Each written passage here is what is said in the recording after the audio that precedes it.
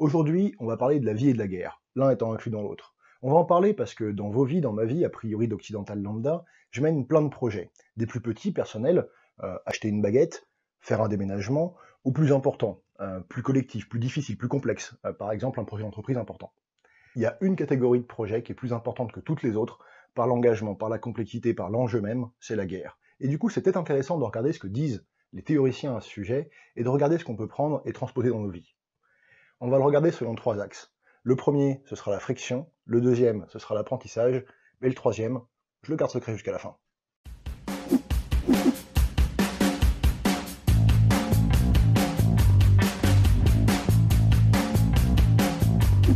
Le premier élément, la friction, on va l'emprunter à Clausewitz. Clausewitz, c'est un grand théoricien de la guerre, allemand, enfin prussien, enfin par là-bas, du 19e siècle, et quand il parle de friction, il parle de tout ce qui ne se passe pas comme prévu. La friction, pour lui, c'est le phénomène qui fait que tout ce qui, sur le papier, en théorie, aurait dû fonctionner, et en pratique, ne va pas marcher du tout. Parce que, par exemple, concentrer 1 million de personnes au même endroit, leur donner des fusils, des munitions, et puis les emmener à un autre, bah, sur le papier, c'est faisable, il suffit de tout bien synchroniser, et en pratique, c'est super difficile à faire. Et cette friction, elle se transpose facilement dans nos vies. Par exemple, d'un point de vue perso, en théorie, si je veux savoir me battre, j'ai juste à faire un peu de biomécanique, à comprendre comment fonctionne le corps humain, et je peux porter des coups. En pratique, tant que je ne l'aurai pas fait, j'aurai une valeur au combat qui se rapproche de zéro. De la même manière, en entreprise, je vais concevoir, dès qu'elle sera assez grosse, des plans de reprise d'activité. C'est-à-dire, qu'est-ce que je fais si j'ai un sinistre qui vient impacter mon activité, qu'est-ce que je fais en théorie pour que je puisse quand même continuer à faire mon boulot, produire de l'électricité, vendre des chaussures, quel que soit le truc que je fasse. Bien souvent, ces plans, ils n'existent que sur le papier. Par exemple, ça va être, si mon entrepôt explose, alors je fais appel à un prestataire qui va me fournir un deuxième entrepôt qui est pas loin, que j'ai déjà repéré, je l'appelle, je le paye, je m'en sers, etc., etc. En théorie, ça marche bien, en pratique, ça va pas marcher à cause d'une multitude de détails, la friction. Par exemple, si l'entrepôt explose, je dois prendre un entrepôt de secours. Pour le faire, il faut que j'appelle mon chef, mais si l'entrepôt explose en pleine nuit, j'ai pas son numéro de portable, je peux pas l'appeler, du coup, il pourra pas le commander. Maintenant, ce qui est intéressant, c'est qu'est-ce que je fais contre la friction. Et il y a au moins deux éléments qu'on peut mettre en place pour la limiter au maximum. Le premier, ça va être l'entraînement. Par exemple, si je veux apprendre à me battre, je peux me battre contre un sac de pommes de terre. La valeur est faible parce que c'est juste un sac de pommes de terre et il aura des réactions qui seront super prévisibles, à savoir pas bouger et prendre des coups.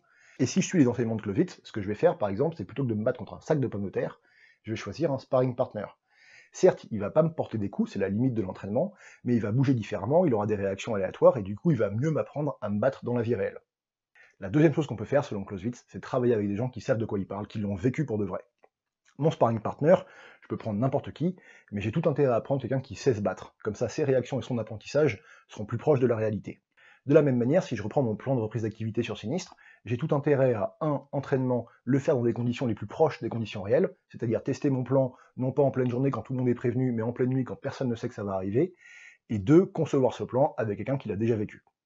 L'élément suivant dont on va parler, l'apprentissage, il nous vient de Friedrich. Friedrich, pour pas qu'il se retourne dans sa tombe, je vais éviter d'essayer de prononcer son nom de famille, c'est un Allemand, et en 1910, il est visionnaire. En 1910, globalement, il écrit à l'avance la Première Guerre mondiale, en sentant le pouvoir à venir des armes à feu, l'importance de l'économie dans la guerre, et ainsi de suite.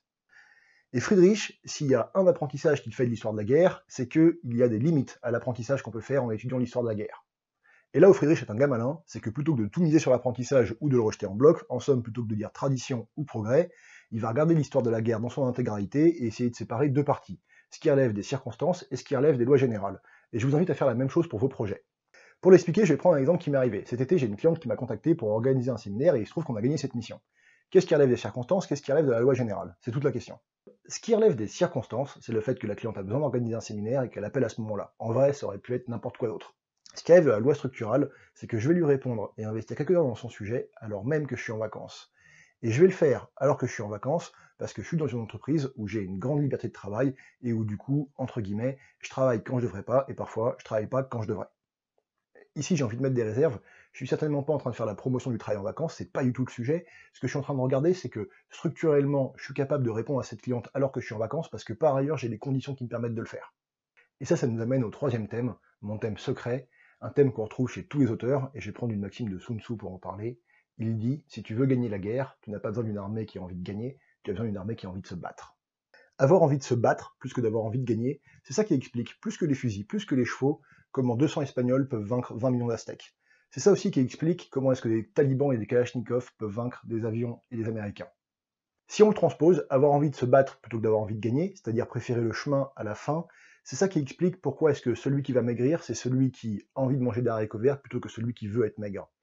C'est ça qui explique pourquoi est-ce que celui qui va réussir son projet, c'est celui qui a envie de le faire plutôt que celui qui a envie qu'il soit terminé. Et c'est la partie la plus importante de cette vidéo parce que avoir envie de se battre, avoir envie du chemin, c'est ça qui va permettre de résoudre les problèmes sur la friction ou sur l'apprentissage. Et encore une fois, on va pouvoir adresser de deux manières, au minimum.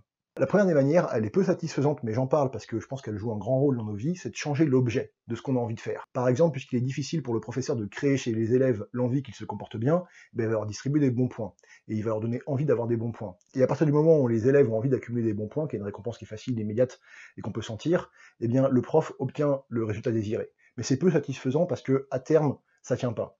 À terme, pour que ça fonctionne, je pense qu'il n'y a pas de miracle, il faut réellement avoir envie de faire ce qu'on fait. Et là encore, deux sous-catégories. La première catégorie, la plus simple presque, c'est celle du collectif. C'est celle où vous savez ce que vous avez envie de faire, vous avez envie de le faire, et vous souhaitez embarquer les autres. On rentre dans les logiques de leadership, de séminaire, et on en parlera plus tard. La deuxième catégorie est plus importante parce que c'est un prérequis de la première. La deuxième catégorie, c'est qu'est-ce que vous avez envie de faire. C'est une question particulièrement difficile parce qu'il n'y a que vous qui avez la réponse à qu'est-ce que j'ai envie de faire. Et il y a un outil qui est très utile quand il n'y a que vous qui avez la réponse et pas les autres, ça s'appelle le coaching, et on en parlera prochainement. Ciao!